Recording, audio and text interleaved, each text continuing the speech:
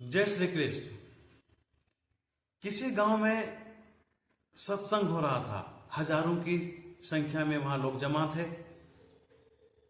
बाहर से साधु महात्मा आए थे और वो श्री कृष्ण के जन्म की कथा सुना रहे थे कि श्री कृष्ण का जन्म कहाँ हुआ और उनका लालन पालन करने वाला कौन था।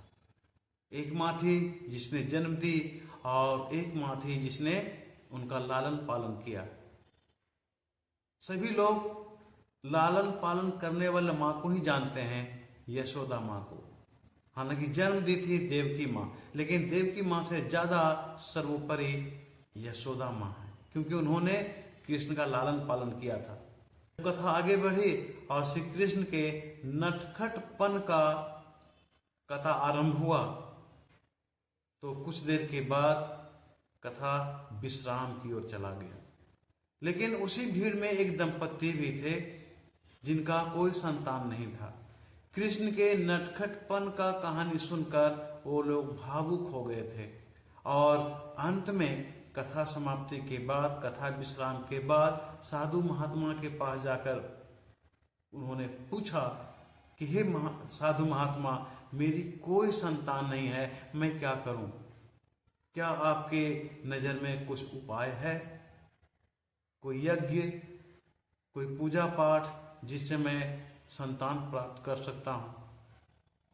साधु महात्मा दोनों पति पत्नी को देखते हुए उन्होंने कहा, अभी तो मैंने उसी की चर्चा की है, आपको तो समझ जाना चाहिए। आज के समाज में जब किसी स्त्री को संतान नहीं होता तो समाज के लोग उसे नीचा दृष्टि से देखते हैं, जो कि गलत है। ईश्वर ने अदृश्य रूप में आपको महान धार्मिक कर्म करने का मौका दिया है, ये सोचनी चाहिए।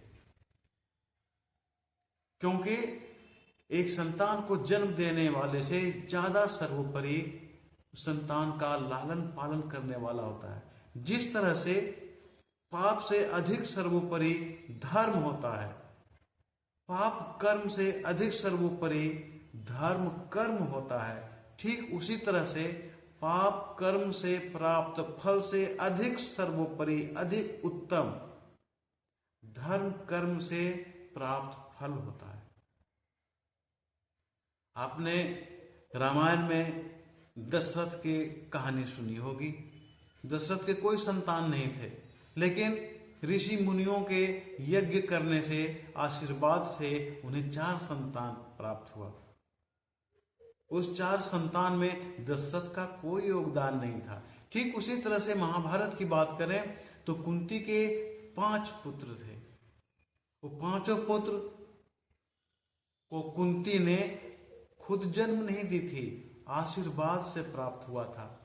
एक पुत्र और था कर्ण, वो सूर्य के आशीर्वाद से प्राप्त हुआ था।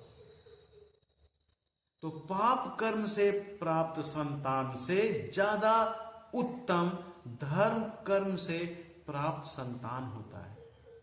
इसलिए आप जाइए, किसी अनाथालय से आप किसी बच्चे को गोद ले लीजिए और उसका लालन पालन कीजिए। एक असहाय बच्चे को आप जीवन बना दे रहे हैं, उसका लालन पालन कर रहे हैं, इससे सर्वोपरि और क्या हो सकता है? यही तो धार्मिक संतान हुआ।